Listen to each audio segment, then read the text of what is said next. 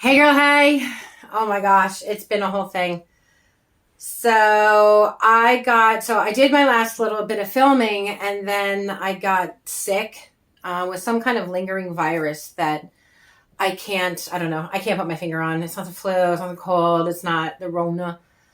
I'm not exactly sure what. I mean, there is still the common cold that affects people weird. But anyway, I won't spend a lot of time on that. So I've been like a super bubble off, getting like vertigo real bad. The other day I stood up and like the floor fell out from under me and I didn't know what was happening. I was like, this is it. Like the frog from Shrek, right? I'm like saying goodbye to my son, going to urgent care because I'm certain I'm being whisked off to emergency brain tumor surgery. I can go right there. Like I don't, it's like an immediate, the worst case scenario, immediate. And I'm trying so hard to work on that. But I mean, that's what it was Sunday. So I got my vertigo medicine and it's making me so tired, but I'm also on steroids. So it's like, I'm going to run through that wall. But, and then like the other stuff makes me tired. And I'm like, oh, wait, I'll do it another time. So it's been this very weird place that I'm in. But I wanted to, pop on here a minute and say, in terms of filming, like we are back, baby. We are busy, baby. It's bigger, better than ever. I'm so encouraged. I'm so inspired by the stuff that's coming here, and I can't trust my brain right now. So I made a bunch of talking points because I wanted to just kind of let y'all know, because I see like the headlines and we're not like Jada and Will up in this spot. Like I am not trying to embarrass this man. I'm not sure that Jada was either. I just know relationships are exceedingly difficult and I couldn't suffer in silence anymore. I needed to share my journey. And I am not, convinced necessarily my journey's end leads to doom and gloom. But I will not be making a man and his issues my life's rot. I just have far too much to do, and that's his work. That's his work, and it's not fair for me in all of my codependent glory to insist that I fix it or that he fixes himself in such a way that is appealing or appeasing to me. That's not fair. And that's hella toxic too. So for my part, the part that I'm owning is that while I see, as does he, these patterns of the narcissistic personality on a spectrum, I don't believe in my heart of hearts that he has a diagnosable personality disorder per se. I believe he falls very heavily on the spectrum, depending on what that is or what the thing is. He's very combative. There's always a retort or blame shifting or explanation or excuse. There's all that kind of stuff there. And he's starting more and more to see it. And I don't believe it's a mask.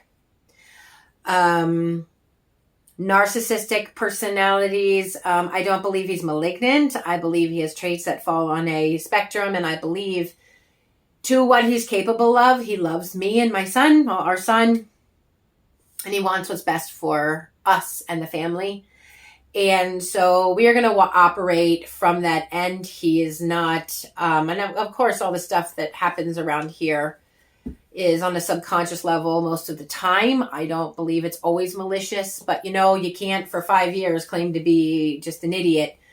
When really it's probably that you're just hella selfish and, need to adjust that shit. So, the Warhammer has been thrown. It has been thrown for like 5.5 years. So it's get with it or get out. So I think right now, just kind of, I can't blame him forever.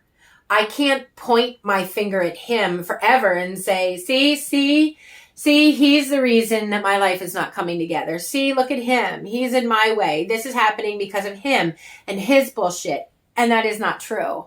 And that's not fair. So we are kind of acknowledging the fact that I was not healed when we met. Because if I were healed, I never would have entertained this bullshit. And as a matter of fact, he asked me out many, many times and he pursued me and I said no because I saw his ass coming from a mile away. But then we got together a year later and there was just, I don't know, I was just in a different headspace, I guess. I thought I was doing hella better than I was. But here we are, right? Here we are. And so the best possible outcome is then we can both kind of lay down our weapons and start to heal together, right? And acknowledge that we both have stuff to work on without it being adversarial or, continuously combative, where I have to constantly be reacting either for my triggers because, I need to be more a student of the let them philosophy. I'm going to let him. He wants to choose things that are outside of, our goals. I'm going to let him. Like he wants to make decisions that are 180 degrees opposite to what we had agreed on. I'm going to let him. He wants to fall asleep during movies. I'm going to let him. And I'm going to live my life how I want to live it, focused on my hopes, my goals, my dreams, my aspirations, and all the things that I got cooking because, baby, it's a lot. Yes, indeed. And I am so excited.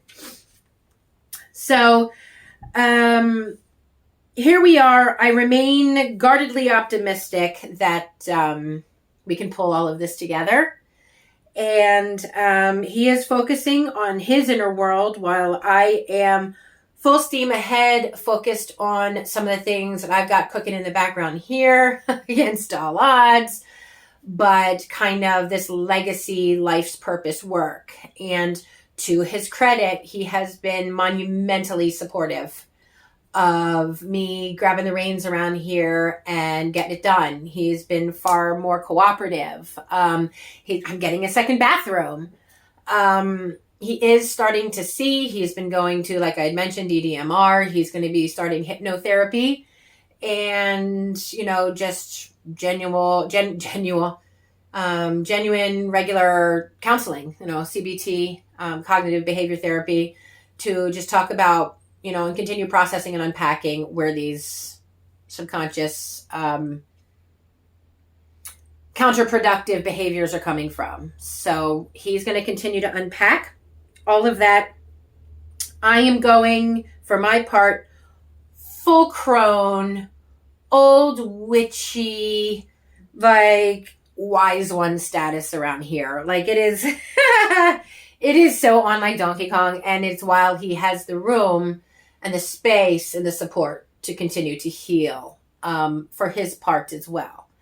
Because I have been seeing, however slow and not fraught without peril at times, these changes have been, we've been doing some inspo from Beyond Driven with Tim Arroyo and Better Men Project. And, oh man, he's been meditating and reading and, doing all of these things. And of course, Mel Robbins is our just, Lord and Savior for all things amazing. So that's just what we're doing. And it feels good. It feels like this is becoming more collaborative than combative. I feel like I'm being heard more and more, valued, respected.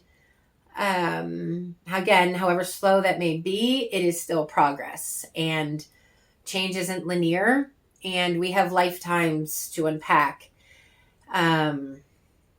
with a lot of this trauma and, cultural and religious and patriarch. And it's, he's been a project, but, to, again, his credit, he's showing up, to the absolute best that he can.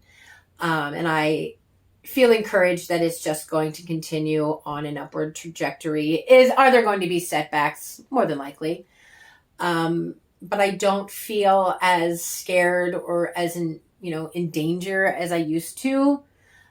He snores, so I don't sleep super great next to him, but I don't not sleep out of fear now, if that makes sense. That kind of Dr. Jekyll Hyde thing has diminished. I wouldn't say it's totally gone. This is something he's going to have to battle like his whole life with self-awareness and actual empathy. And I think emotional quotients can be learned, but he's got to put in the work, right? So at any rate, we are just focusing on letting the creativity abound around here, completely unrestrained, calling in all the magic. This is such a beautiful season for that. And as if life weren't just peachy keen enough, I got totally unexpected. We got another Great Dane puppy. So now we have like 80 birds, 3 goats, 4 dogs, and 5 cats. So I think you knew that we got 2 rescues from the SPCA. But I was just talking to my girlfriend at Prophecy Danes. And, I was just like, well, what do you have cooking here now in these litters? And she was telling me about this one, and these 2 10-week-olds that she had. And so we have welcomed a new addition, another little bundle of peeing joy into our house. So now we have a 10-week-old infant and a 10-month-old toddler who actually weighs more than me now. So we are going to be starting to film some super, super, super fun stuff. And we are going to allow this backstory of abuse and narcissistic personality. We're going to leave that in the rear view. We'll talk about it as it comes up, but we're going to cut the cord right there.